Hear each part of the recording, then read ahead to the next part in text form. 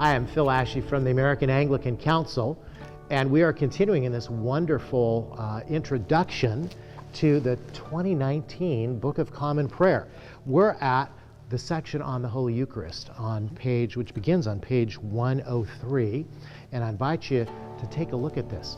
You know, one of the things that we do as Anglicans is we celebrate as the principal service Holy Communion. Some of us call it the Lord's table, some of us call it Holy Eucharist, but it's what Jesus told us to do. Do this as often as you can in remembrance of me. His broken body in the bread, His blood shed on the cross for us in the wine. This 2019 Book of Common Prayer has two versions of the Eucharist. One is the Anglican Standard Version, Anglican Standard Text rather, which is right close to the 1662 Book of Common Prayer. Very familiar to you, but it's the long version. Then our scholars found, going all the way back to the apostolic tradition of Hippolytus, an ancient text that captures everything we believe in the Eucharist. It's shorter for those of you who are church planters who are looking at the time clock and trying to get people in, who are not Anglicans, and that you're wanting to introduce and draw in to this wonderful Anglican tradition of liturgy. But both versions capture what Jesus commanded us to do, that we might remember His life, His death, and His resurrection for you and me. So let's listen in. Well, how many Eucharists have I celebrated? If I've been a priest for 47 years, and I would have celebrated at least 2 Eucharists a week, sometimes celebrated 7 or 10, depending on what the week was and whether there were weddings and funerals and all of that. 47 years times at least 2, that's 100 times 52 weeks.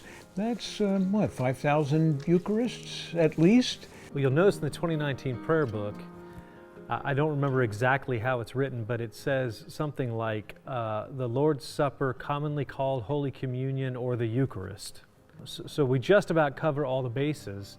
All of those titles, the Lord's Supper, Holy Communion, Holy Eucharist, are historically used within Anglicanism, as is in some places Mass.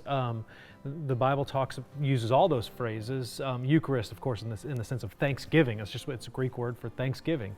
The breaking of bread is how, Acts 2, for instance, speaks of it. And so it's all of those things. It's not any one of those things. Of course, the beginning is the Lord's Supper, and Christians have been following the pattern that Jesus set, and that Jesus said was the means by which we would remember Him from the very beginning of the whole Christian gospel and experience.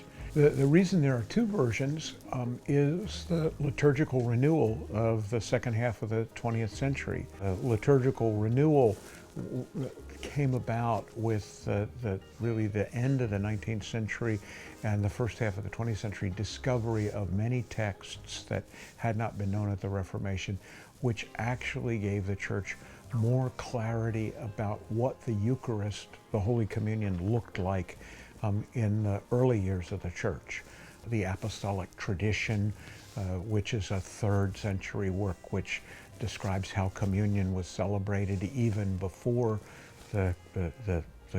before Christianity became a legal faith in the empire, and its pattern of Eucharistic prayer is very different from the pattern of Eucharistic prayer that Anglicans had always known.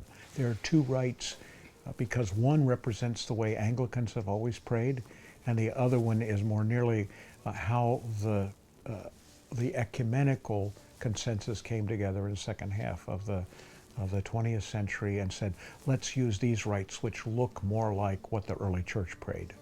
The difference between the 2 texts is that the Anglican Standard is effectively in modern English the text that we would recognize as classically Anglican.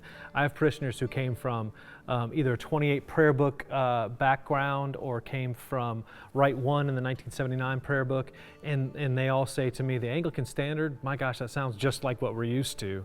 And I'll confess, it's just close enough to what we're used to that I accidentally throw in some wherefores and untos in there by accident, because it's going to take me a little while to get used to it being the text that we're familiar with in modern English.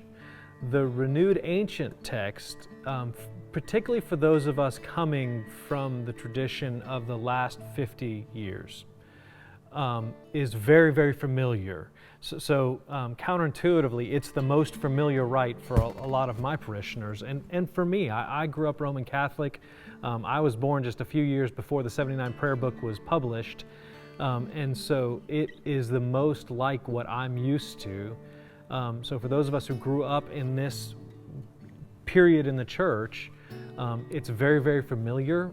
It's informed by the liturgies of the last half of the 20th century, but its rooting, it's the basis of the rite is in an ancient document called the Canons of Hippolytus. It's how the church worshipped in very early centuries.